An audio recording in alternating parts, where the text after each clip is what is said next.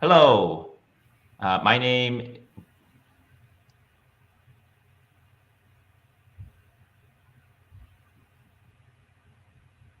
Oh.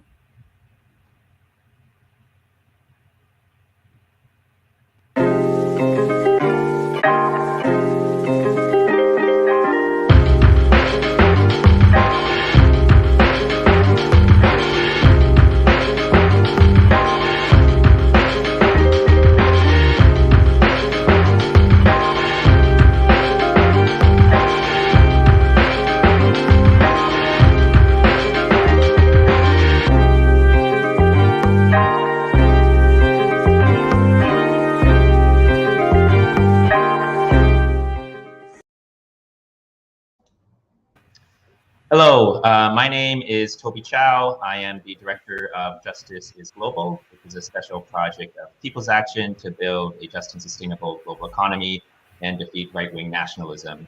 I'm also a member of the editorial board of Convergence, a magazine for radical insights, formerly known as Organizing Upgrade. We work with organizers and activists on the front lines of today's most pressing struggles to produce articles, videos, and podcasts that sharpen our collective practice, lift up stories from the grassroots, and promote strategic debate. Our goal is to create the shared strategy needed to change our society and the world.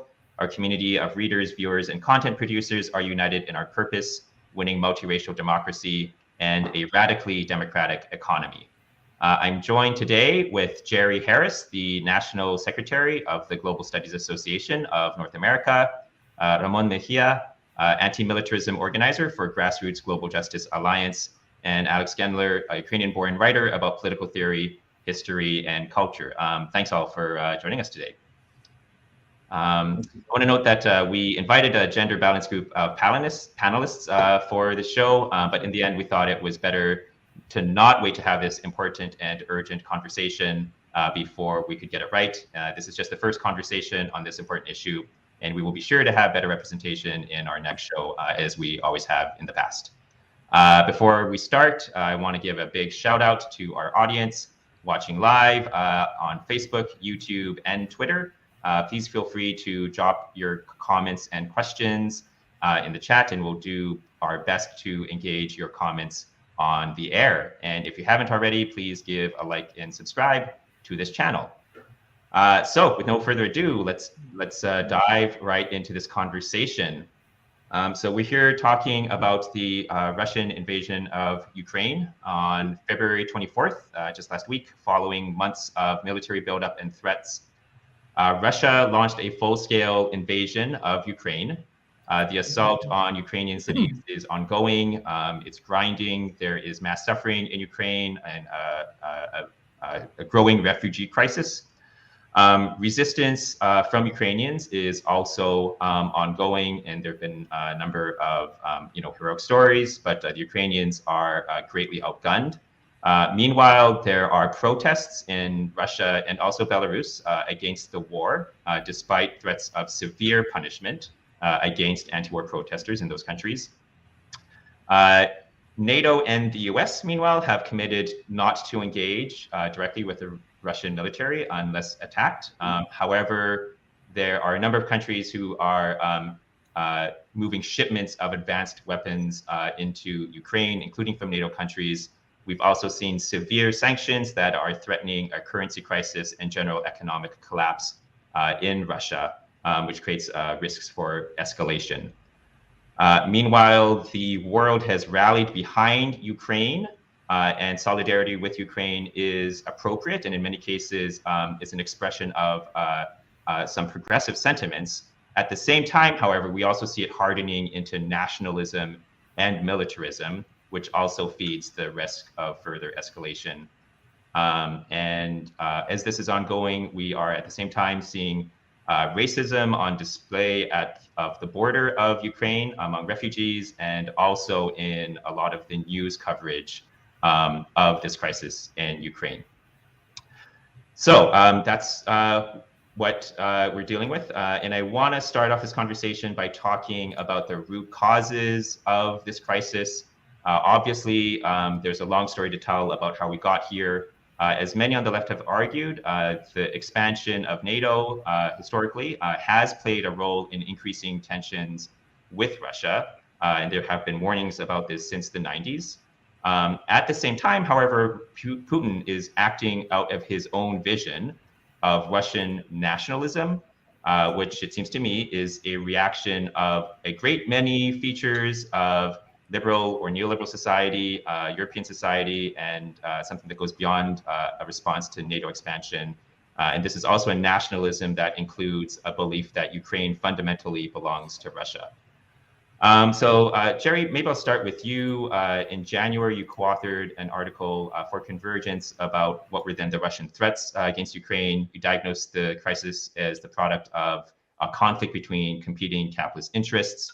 Can you say a few things about what your main points are in that article? And also, as this has unfolded, has your perspective on the roots of this conflict changed?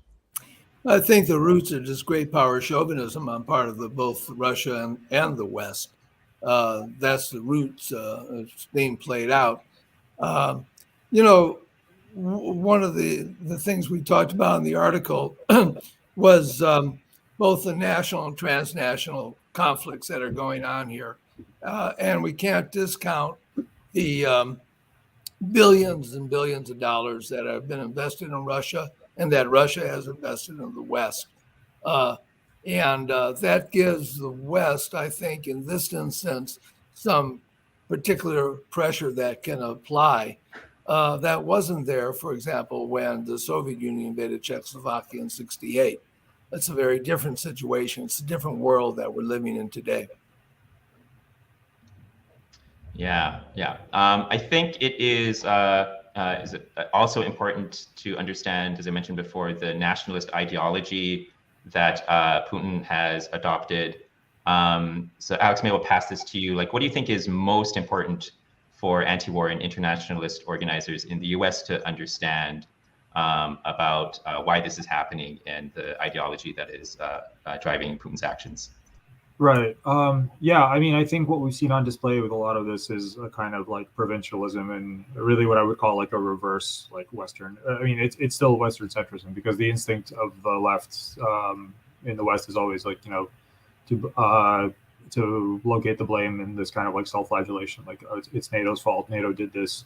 And the underlying assumption there is that like the West and NATO are the only entities with agency, that everyone else is either just reacting to them, and any kind of domestic opposition or like resistance against anti-Western quote unquote regimes is some kind of pawn of Western interests or the CIA, and so like that's kind of the first thing that we need to that's the fog that we need to kind of break through, because really there's a kind of double thinking here in where like the idea is that NATO is expanding just because of these sinister imperial interests, whereas Russia is just reacting to them. Whereas like a more kind of objective analysis, if you want to go like the realpolitik route, states and powers and supranational entities act in certain ways according to certain incentives, and they're going to take any route they can to achieve those interests. So one thing to kind of understand that NATO did obviously play a huge role here, but Russia has been doing this since right after the fall of the Soviet Union, when part of Moldova, Russian majority speaking part of Moldova, broke off, and Russia sent in troops and occupied it and turned it into a frozen conflict. And that happened in 1992 through 1994, long before any NATO expansion. And then, then the same pattern was played out in Georgia and to point this out is not to say that Russia is some kind of evil force driven by rational interests. Like, no, it's a great power. It was a great power even at its weakest point, right after the fall of the USSR. And this is the way that this is the playbook that Russia has for increasing its influence in what it calls its near abroad. And it's an imperial playbook, and it's important to understand that sort of separately from trying to define it always in relation to the West and in relation to NATO. Yeah, I have some doubts of the NATO threat actually being the real cause of Putin's concern. After all, the Ukraine was never going to be part of NATO. It's been on the table for 13 years. The Netherlands, Turkey, other countries, Hungary, have always been against their membership. It's obvious that NATO is not going to defend militarily the Ukraine.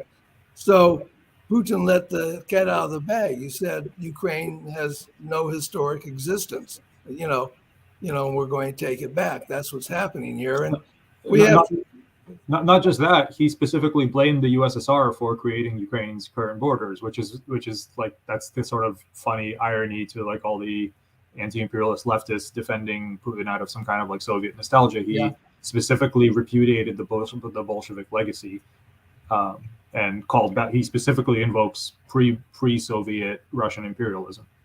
Criticized Lenin for us giving Ukraine self-determination. Right. Absolutely. Yeah, I think we have to remember Putin is a hero of the right nationalists worldwide. Not just Trump, but throughout Europe, they all love him. He's a representative of sort of white Christian nationalism. He has a social base in, religious fundamentalists in the Orthodox, Eastern Orthodox churches, like the evangelicals support Trump here in the United States. So there's these very reactionary forces around Putin, even while he accuses Ukraine of being controlled by Nazis. Right. Yeah. Ramon, want to maybe ask you to weigh on this. In the statement from your organization, Grassroots Global Justice Alliance, you wrote that the invasion of Ukraine is at once a reaction against Western encroachment, but also an expression of Putin's imperialist quest for expansion. You also mentioned the role of the global fossil fuel economy. And I wonder if you could comment on that. Sorry, there was someone's that. I'm sorry, I have to be back 1 second. Somebody's at the door. I have to. Alex or Jerry, I wonder if either of you have a comment on the role of Russia's reliance on fossil fuel exports and the role that that's playing. Well, it's not only Russia's alliance; it's the EU's reliance. I mean, it's a relationship between the both. But what's interesting, BP, Shell, Total, all the major Western oil companies have large investments in the major Russian oil and gas corporations. BP had 20% in Rosneft. Shell has 30% in another project. ExxonMobil has big investments. So that's all. And we should mention that while there's been a lot of talk about kicking the banks out of SWIFT, the transfer payments for energy are still going on through SWIFT, and that's in the hundreds of millions of dollars every week. And like, how do we understand why there's been an exception for a carve out for fuel in those sanctions? Well, you can't cut off 40% of the fossil fuel supply to Europe. I mean, right? I mean, it's a mutual relationship that they're both trapped in. There's like over 7,000 German corporations that are operating inside Russia today, making profits. There's a huge amount of integration that's being played out, and so there's a tug and pull between how far to go with the sanctions and how far not to go, and that's one of the major characters of what's being played. Yeah. Ramon, welcome back. Hope everything's chill there now. I want to send this back to you. I know like Grassroots Global Justice Alliance works both on anti-militarism as well as issues of climate change. So how do you understand the role of the fossil fuel industry in this conflict, and maybe what does this mean for what we should do now? Yeah, so like recently, like the IPCC report that was released, there was a Ukrainian delegate that spoke to the release of the report, saying that human-induced climate change and the war on Ukraine have the same roots, fossil fuels, and our dependence on them, right? So at GGJ, one thing that we've kind of really engaged in is to building the consciousness within our membership around militarism and the extractive economy, the interlinking kind of connections. One thing that we understand is that like not only this war, but that the fact that wars are being waged, war is the most destructive kind of action that people can take that destroys not only people and ecosystems, right? So that's one thing that at GGJ we've been able to continue to start deepen that consciousness around militarism and the extractive economy with our membership. As we're talking about sanctions, that's something that the American Petroleum Institute was kind of pushing, that if there is sanctions, they shouldn't be they should be targeted as possible, and they shouldn't limit the potential for harm, right, for the profits. So ultimately, we shouldn't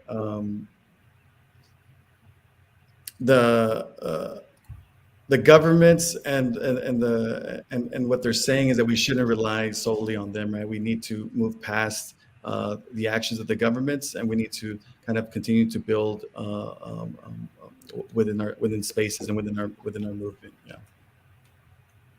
Yeah, if I can jump in really quick, I think it seems pretty clear that the reliance on fossil fuels is one of the major ways that reactionary regimes are empowered all over the world, not just in Russia. I mean, Saudi Arabia being the other obvious case. And as long as that's the case, there's really little pressure that can be applied on these regimes, right? So yeah, in that sense, transitioning to green energy is not something we should do just because it's a good thing to do and because we need to do that anyway to save the environment, but it actually furthers the cause of global democracy. I think it's incredible that this war is taking place at the time when, every human life on the planet is being threatened by a pandemic. Every species on the planet is being threatened by an environmental catastrophe. And this is what global capitalism gives us. I mean, the incredible, disastrous failure of leadership is just stunning. These are 20th century nationalist dinosaurs that we definitely have to move beyond. The failure is just stunning. Mm-hmm. I want to dig deeper into these questions of the implications for our organizations and for our movements. But before we move on to that, Alex, I wonder if you'd like to respond to a comment that has come up on YouTube, which I think is maybe pushing back at your claims about we need to understand Putin's agency in this and resisting accounts on the left that sort of understand Putin is reacting to NATO expansion. So it's yeah. Right. I mean, there's obviously everything is interconnected, and the whole reason great powers do great things is to hedge against other great powers, right? So I'm not trying to say that Putin's acting in a vacuum or that Russia's been acting in a vacuum.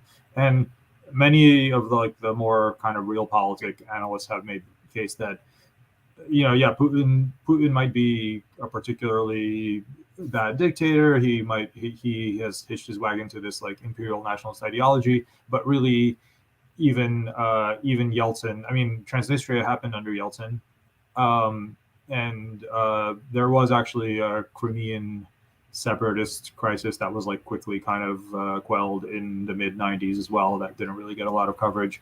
But yeah, I mean, the fact is that Russia, by the fact of the sort of geography it occupies and being a great power, has these strategic interests that sort of states have their own kind of emergent logic that goes beyond the particular leanings of whoever's in power at the moment. So we would be kind of dealing with with a similar problem regardless of who was in power in Russia, unless we're imagining some kind of global socialist utopia, which but yeah, my point is that just it's not so much any particular action of NATO, because again, this started happening before, maybe at the end, there's a comment there, but this started happening before this particular phase of NATO expansion. And the sort of like strategic interest is not necessarily that Russia thinks NATO is going to invade and has displayed hostile intent, because I think that's, even though I think a lot of Russia apologists have kind of hinted in that direction. But the logic of states is to sort of maximize their future potential for action and the maneuvering room that they have in any future hypothetical situation.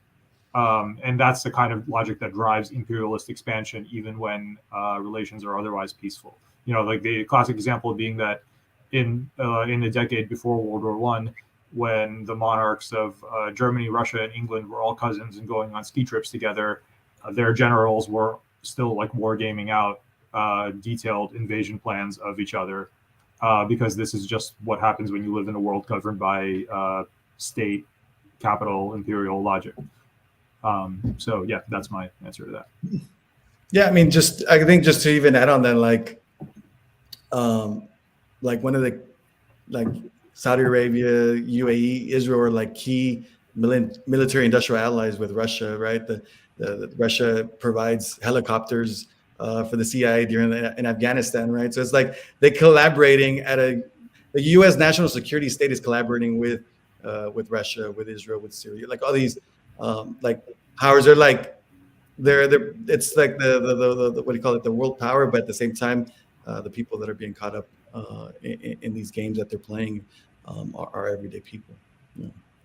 Yeah, I think you have to get away from the thinking that they invaded Ukraine because Ukraine was going to be part of NATO. It's just not true. So what's the real reason? I mean, for all the expansionism of NATO, no NATO missiles have landed in Russian cities. No NATO troops have crossed the border onto Russian territory. It's Russia's doing the invading here, and they want Ukraine back in their sphere of influence. That's what's going on.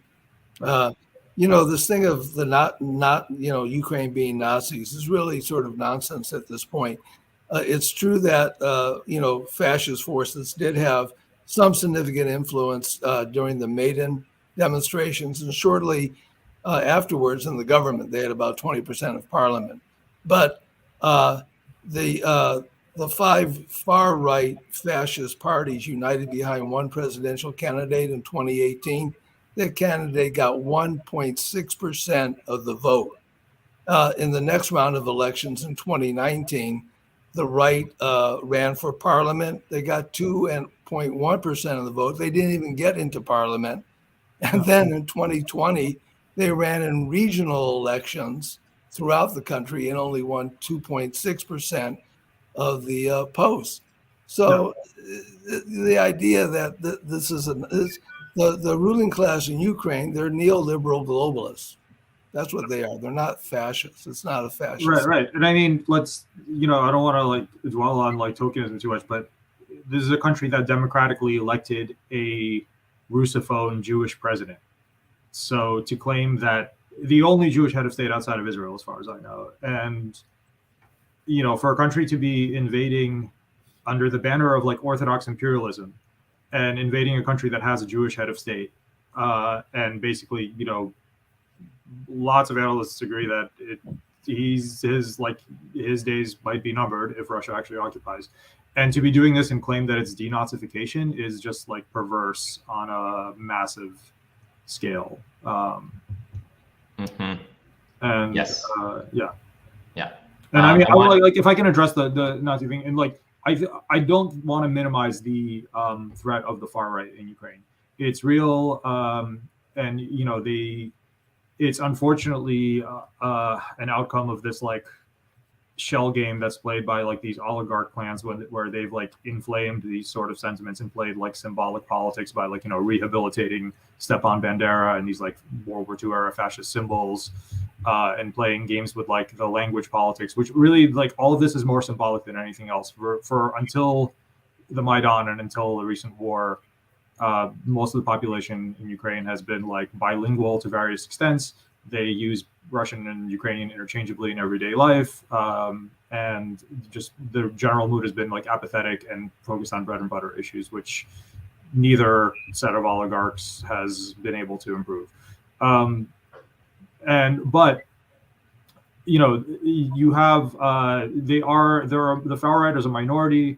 As Volodymyr Yushchenko, he's a Ukrainian sociologist who writes for Jacobin, and he's had good analysis on this.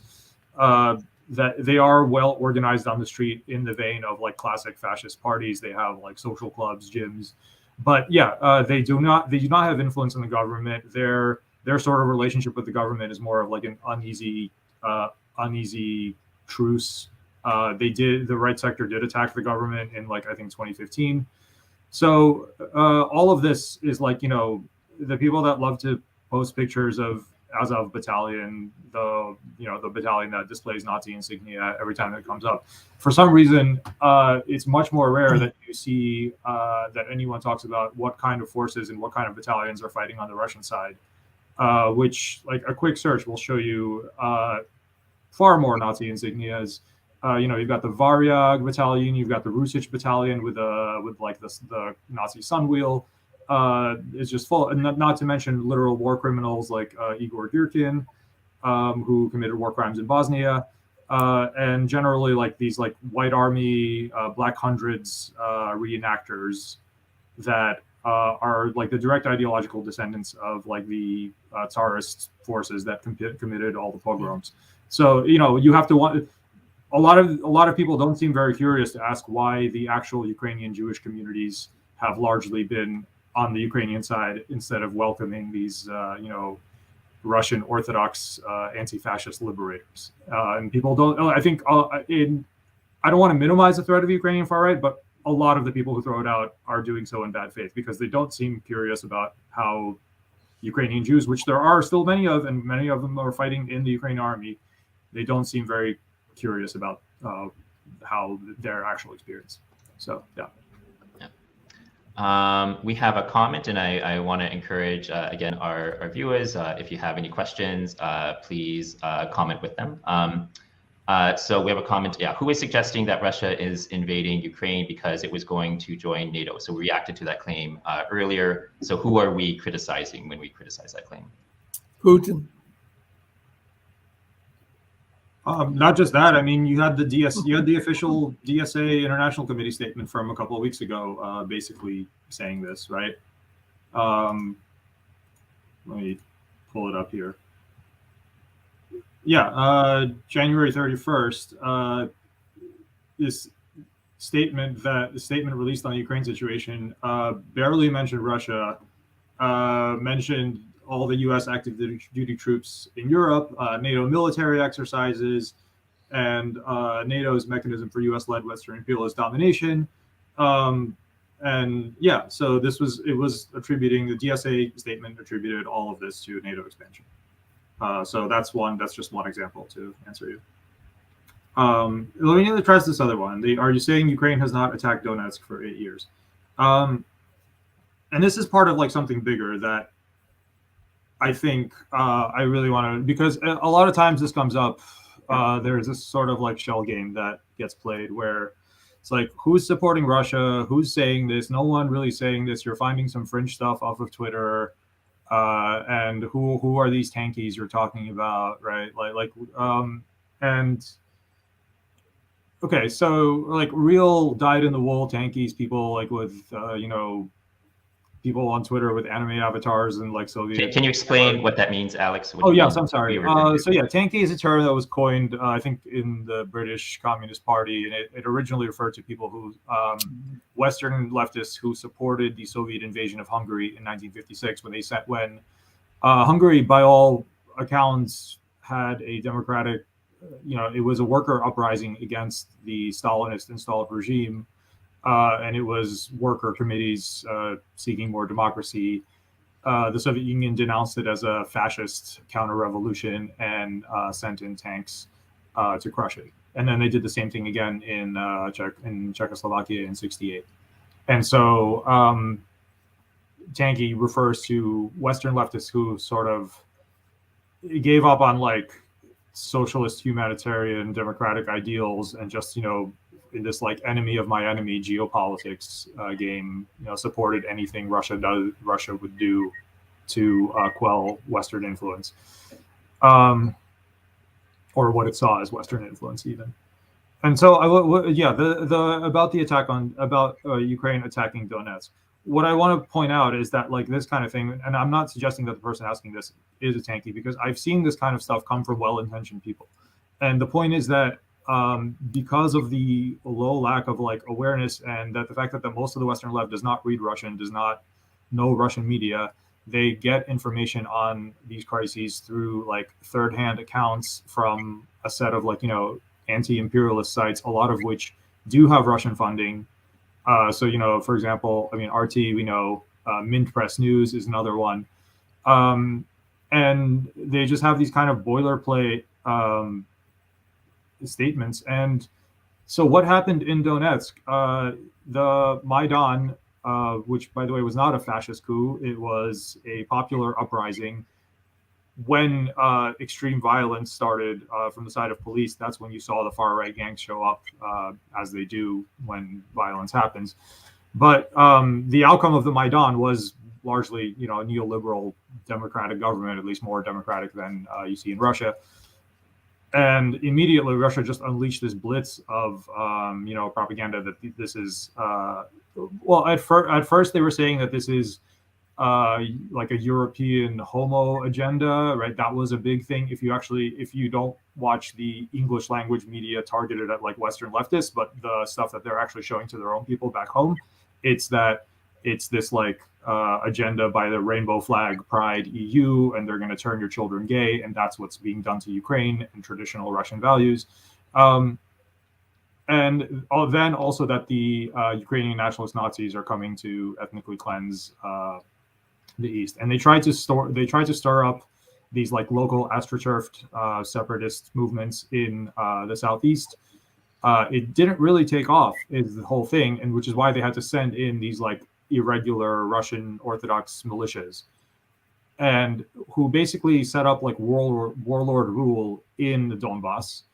And there was an ongoing campaign of like persecution, kidnapping, torture, beating of any citizens suspected of pro-Ukrainian views. Most of those ended up leaving to other parts of Ukraine. And the new Ukrainian parliament, like, I don't support, like, I don't care about territorial integrity or what flag flies over the Donetsk like government building in theory. But this is what any country would do. You had a warlord movement setting up separatist republics on your territory. They tried to take it back.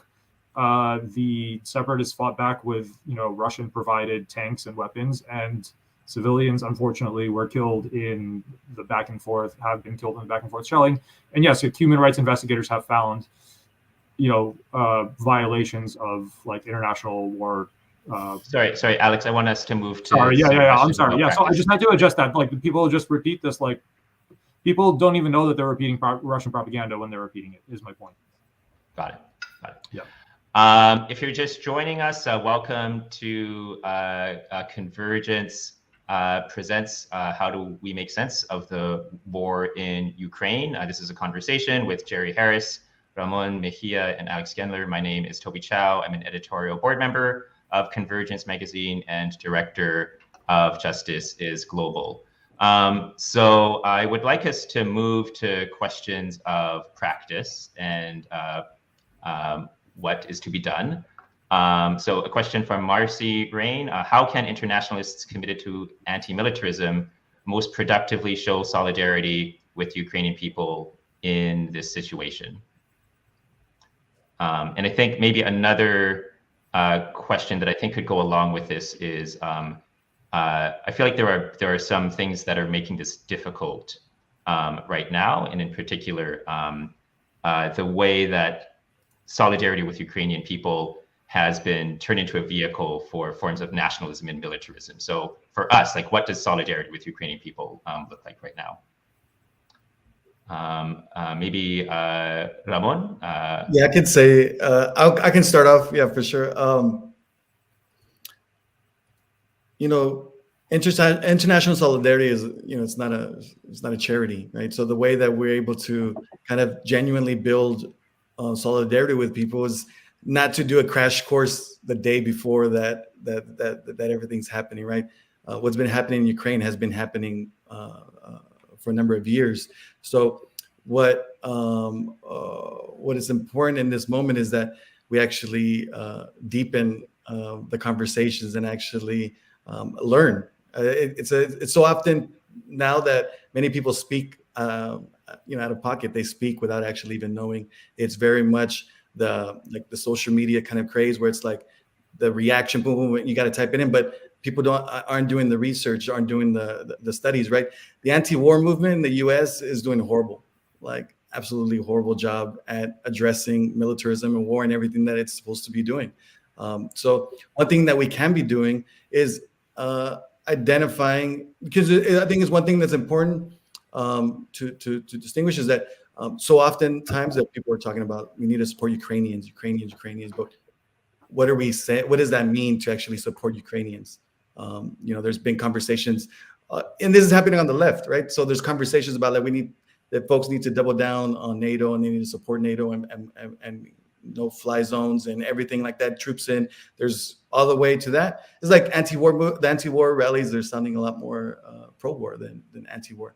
But there's also like the in GGJ. One thing that we do is, international solidarity is very much part of our theory of change. So one thing that it's necessary for us to do is to build relationships, deep relationships with the people impacted by U.S. militarism, by Russian aggression. But if we're looking to genuinely build and address like these systems that are oppressing us, that are international, then international solidarity has to be genuinely like engaged. We have to build relationships with communities abroad, right? Not only in Ukraine, but in other countries, in Afghanistan, right? Afghanistan, Iraq, all the countries that the U.S. is being waged in, but then also other communities are being, they're experiencing militarism, whether it be in the Philippines or whether it be in Russia as well. We have to, and it takes time and it takes effort and it takes energy. It's not going to happen overnight. And so that, all that to say is that what people can do as far as in this moment is continuing to learning to build those relationships, to have those conversations, not to use this kind of like very much Americans. They have this idea like, I know, and it's like this is this is the answer. It's very U.S. centric, and that's something that's not that's we're not trying to save anybody, even white saviors and all that stuff. So that all that's. I'm sorry, I'm gonna rant, but yeah, I just want to say that. No, yeah, I think that's critical. I read there's an article recently published by a leftist who I believe is Ukrainian, anyway, from the one of the post-Soviet states, talking about how much they have learned from the Western and U.S. left, but that now the answers that they need are not coming from here, right. And it's a time for us to maybe listen in the other direction. And I think, if I could jump in, definitely like agree with everything Ramon said, because I think there's this tendency of like, a lot of the U.S. left has this like, I don't know if this is inherited from like all the Trotskyist sects during like the Cold War, but it's like, what's our line on this? Like, there's a right answer and we just have to, find it and then like tweet it in all our statements. And I think the harder thing to do is to really face up to the fact how weak the left is at the moment. We do not have the power to affect international events or global politics in the slightest. Not even really in our own countries. Given all the good that the anti-Iraq war protests did. And I think to really like come to terms with that and to face up with that and the fact that we need more long-term thinking. And the answer to what can we do about this like current, like the Russian invasion of Ukraine, not much, because it's happening and we weren't able to stop it and nothing we can do now, whether cheering on NATO or protesting against NATO. Like NATO is going to do what it's going to do. The radical leftist opinion does not move the needle like a millimeter. But in terms of the long-term thinking, and in terms of thinking about what would an international left that could have influence on that, what could an international left that could have had influence on something like this look like? And the first step towards that is building international solidarity. Connecting with the networks on the ground and connecting with the people in these countries who are in much more difficult circumstances, trying to keep like leftist ideals and organize. And I think, to spitball, I think there's a reason that, given the experiences of the Soviet bloc, a lot of the left there is more of like the local anarchist variety, given that the official communist parties are basically extensions of Russian foreign policy. And I think sort of connecting with them, I think that might be like not orienting ourselves so much towards pretending that we're gonna, we're like a government in waiting and we're gonna win an electoral office, and then so we have to have the correct like foreign policy. It's more like listening to the voices of the networks on the ground and trying to figure out direct solidarity efforts. I think connecting, if we could, with the Russian peace movement would be a real step forward. Right. That's really an interesting and exciting development, I think. I think also a hard question for the U.S. left is, do we support sanctions? Because, of course, we've always opposed them as applied when the U.S. applies it. But I have to ask sort of myself this question. I would address it to everyone. If when the U.S. invaded Iraq, if there was a worldwide economic sanction against the U.S., would we have supported it? And I would think we would have. Maybe not, but I have a feeling the international left certainly would have supported sanctions against the U.S. And my own feeling is I would have also, because it would have been an important part of the peace movement against U.S. imperialism. And so that sort of orientates me towards saying that the sanctions are necessary against Russia at this time. I'd say it depends on what kind of sanctions. Definitely the stuff that's targeting oligarchs, even the stuff that's targeting the banks. It's weird to see like leftists protesting against oligarchs having their assets seized, right? Which is not necessarily that we should. I wouldn't even say that we should like actively campaign for them.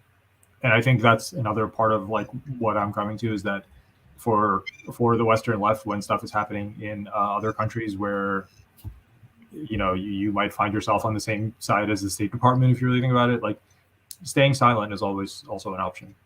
And I know that's impossible in the age of social media, but if your line directly contradicts what the line of like activists and leftists in those regimes would be, there's always an option to. And this is something that would be helped by international solidarity if we actually had an active international left where that was in communication and coordinating with, say, like the Russian left, the Ukrainian left. We would be able to actually, they could say, okay, like, don't protest these sanctions, don't protest these sanctions. You could coordinate your sort of consistent international lines in some way. We don't have that at the moment. That is, yes, I agree. That's an interesting point. I have, with some caution, critiqued the broad-based sanctions, but yes, I don't. Personally, I do not have these relationships. So there's a question of like, yes, what does solidarity around sanctions look like? I want to move to a different question, not to make things too dire, but we have a question about the possibility of nuclear disaster in Ukraine. So there's both the risk of nuclear escalation. There's also this commenter is asking about Ukraine's nuclear plants, and I think there has been very recent news about one of them getting hit. And so not pleasant to think about, but there's the potential for some truly catastrophic escalation. Yes, what do we make of this? And I don't know. Any thoughts about that? I've been really disturbed at just watching the mainstream media when they bring up Putin's, nuclear threats. These talking heads sort of will come back, well, we have nukes too, as if they're actually contemplating at some level, a global nuclear warfare. It's just horrific even to contemplate. It is important, I think, to note that the Ukraine gave up their nukes.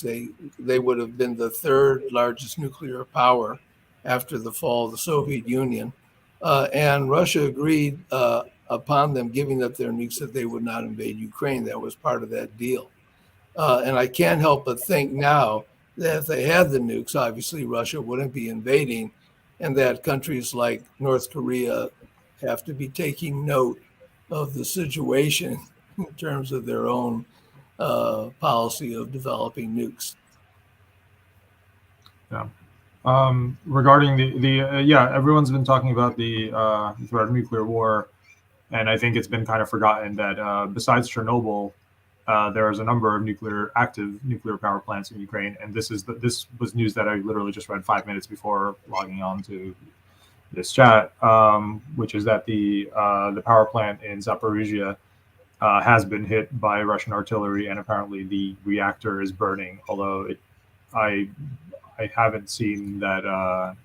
It seems like it's still contained, but like this is what we're dealing with right now, right? Like there are active nuclear reactors in a war zone that is getting indiscriminately hit by artillery.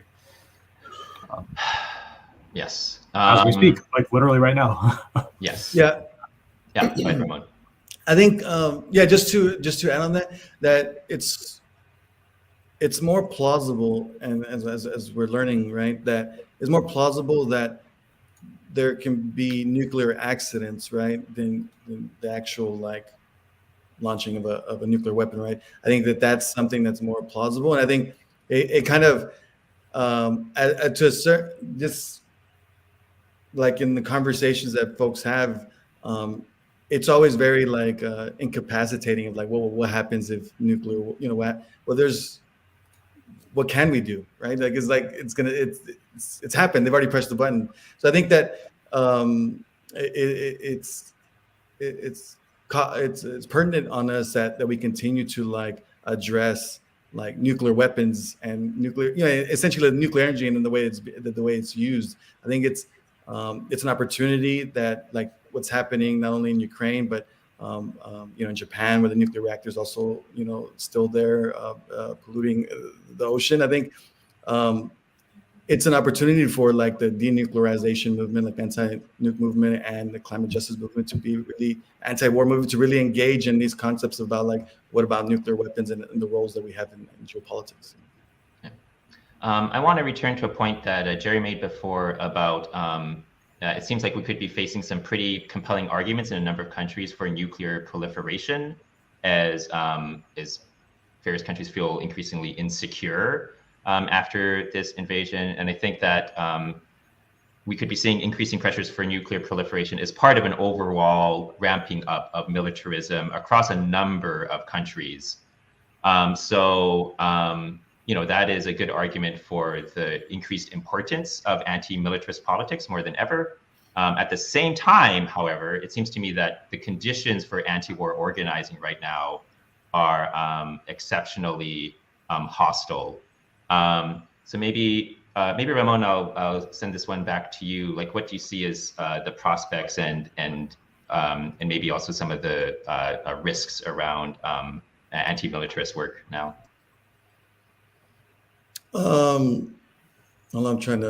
So I think climate justice, abolition, anti-militarism, right? It allows us to like reimagine a better world than the one that we know, but it also kind of, and if we really want to bring it into existence, then it requires us to abolish the systems that seek to extract and exploit and dominate the people on the planet, right? The anti-war movement, especially here in the US, is very weak. So there isn't much stuff that we can do. But one thing that within GGJ that we are starting to kind of work on is to engage our members around the people's orientation as regenerative, right? To being able to like divest from war fueling, profit-driven, extractive economy and invest in a life-affirming, regenerative one, right? One that doesn't not only extract from people themselves. I saw a statement like in the sense of like, like war wouldn't happen if soldiers didn't have their, weren't carrying rifles and weren't willing to wage war on one another, right? I think the anti-war movements like evolution and organizing, just real kind of quickly, like at first, the way the U.S. anti-war movement was very, very much around like, and I'm speaking just from like as a member of About Face, Veterans Against the War, an organization that started as a result of the war in Iraq. We came at it from a point where it's like, if we build it, they will come. The idea that we tell the public how horrible war is, that'll end up bringing enough pressure on our government, right? So that it included like speaker bureaus, bus tours, the Winter Soldier testimonies, like talking about war crimes, and then even identifying like points of unity. Then we moved on from that, and we engaged in this like triangle theory where essentially it's an upside down triangle. There's, poles. Imagine a carnival tent that's holding about these like corner poles. That if we were to engage in counter recruitment, if we were to engage in blockading like actual like troops that were trying to deploy, that these would end up like ending the war, right? Now we're what has transitioned now is that the fact that we have to weaken the military industrial complex, right? By going after the profits, about the political influence, the public image, and the privatization of like security and defense and police forces, right?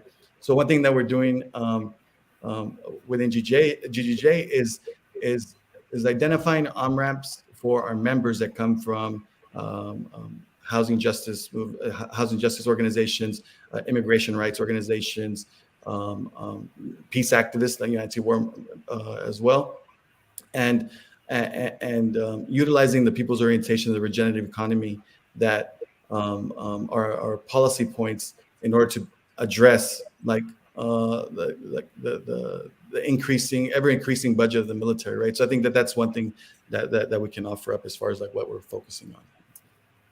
I think there's an opening actually around immigration. I mean, there's this outflowing of sympathy for Ukrainian people flooding across the border. So let's raise Syria, Afghanistan, Yemen, other people that are fleeing war, and make the links together. Opposing the Russian invasion is a peace movement. It is an anti-militarist movement.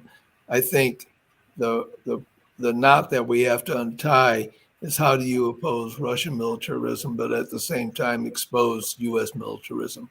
For example, like Ramon, just as you were saying, in Iraq, another unjustified war of choice, and how do we make those links is something we need to think about and do.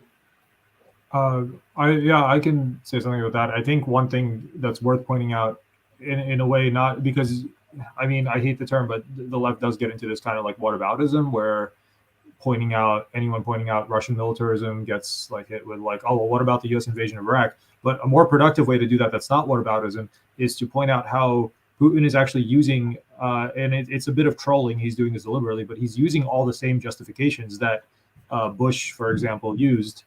And even, there was this brief period of cooperation between Russia and the U.S. in the War of Terror when there was this idea that, we're united in the global fight against Islamic terrorism. And since then, both China and Russia have picked that up. China uses that in its rhetoric surrounding Xinjiang and the Uyghurs.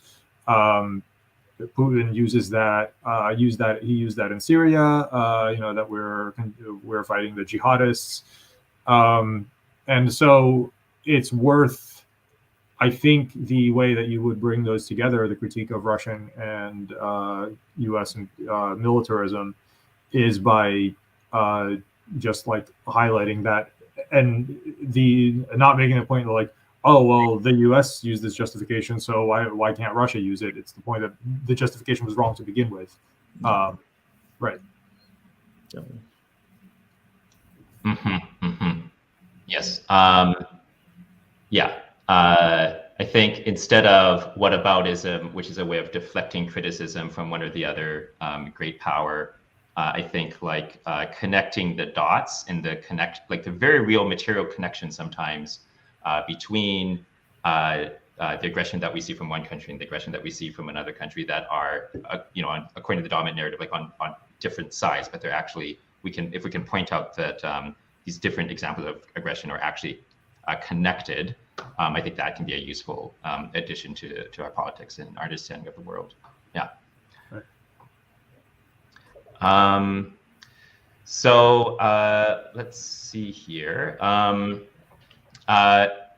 want to turn to one final question, which is the need to build, as I see it, the need to build a broad front to defeat the right here in the United States, and what is the place of anti-militarist, anti-imperialist politics in this moment, or internationalist politics in the broader effort to defeat the right in the United States? Ramon, would you happen to have thoughts about that? I have to think about it a little bit more. Okay. Sorry. Jerry, go ahead. Well, maybe one opening, perhaps not the only, but to point out that Tucker Carlson and Trump and the far right are fans of Putin and have defended Putin all along, and that if you don't like what Russia is doing, then you need to break with the far right politics that we're seeing, the authoritarian capitalism in the Republican Party, and maybe undercut some of their popular support from that point.